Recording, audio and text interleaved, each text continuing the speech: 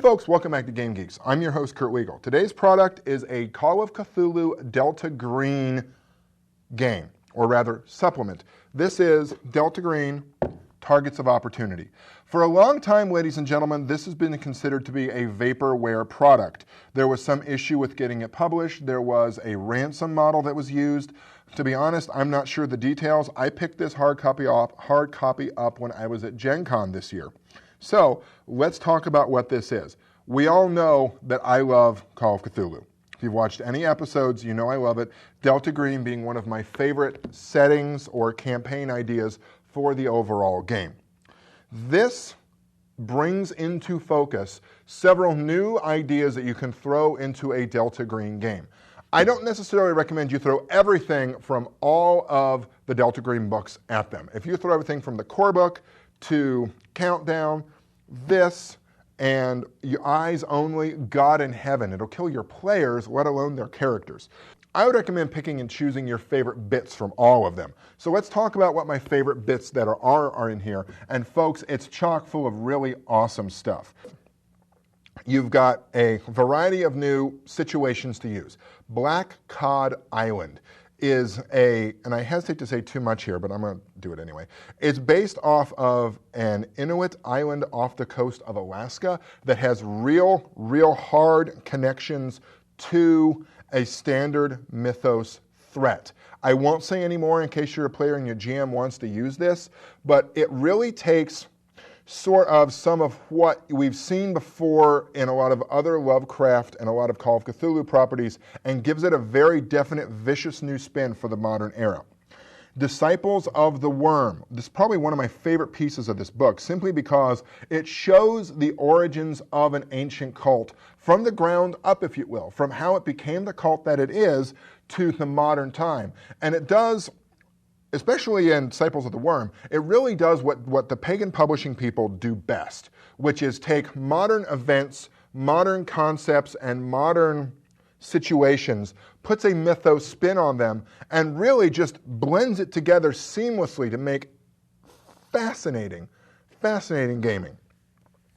So like Disciples of the Worm deals with the origins of a cult and how a cult and a biotech company are kind of working toward the same thing and heading for a massive collision on the same point of view. The Demont clan, which deals with a ghoul clan, how it came from the old world to Haiti that eventually moved to New Orleans, and kind of gives you the idea that for the Delta Green universe at least, what's going on in New Orleans, and deals very respectfully but honestly with Hurricane Katrina, the devastation it leveled against New Orleans, and how you can use that in your game.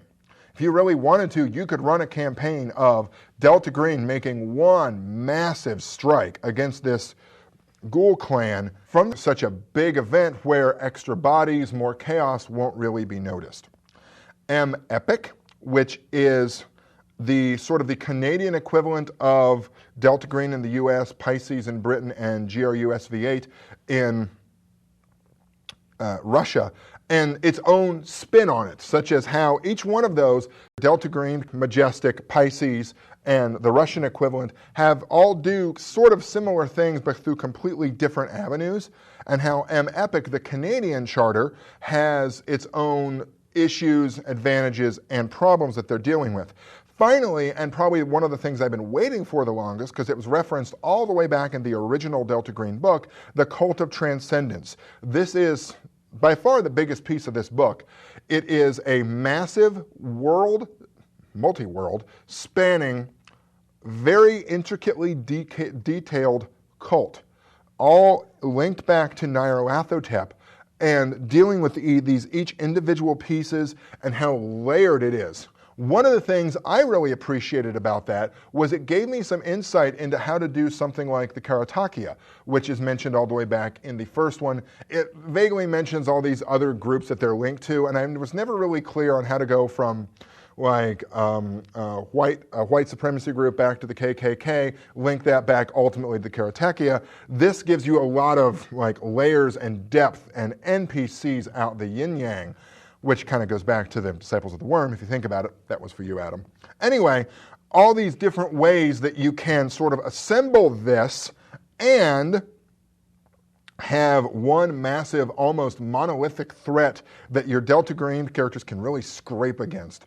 And what I really wanted to do, and I will never do it because it's not a good idea, was I wanted to have the Call to Transcendence and the Fate run smack into each other and have like these two ultra powerful figures start duking it out, like Alzus and someone else, just to see how that would work.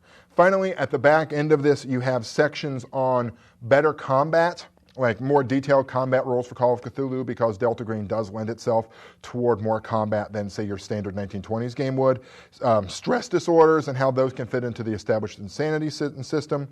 DNA analysis, and a really nice chapter on how you could and should run a Delta Green game from the points of view of the authors. You've probably picked this up. I'm very excited about this product. I love Call of Cthulhu. I love Delta Green. This just opened up a whole new vista, strange alien vistas, that you can use in your Call of Cthulhu game that will really bring a lot of depth and horror to the players.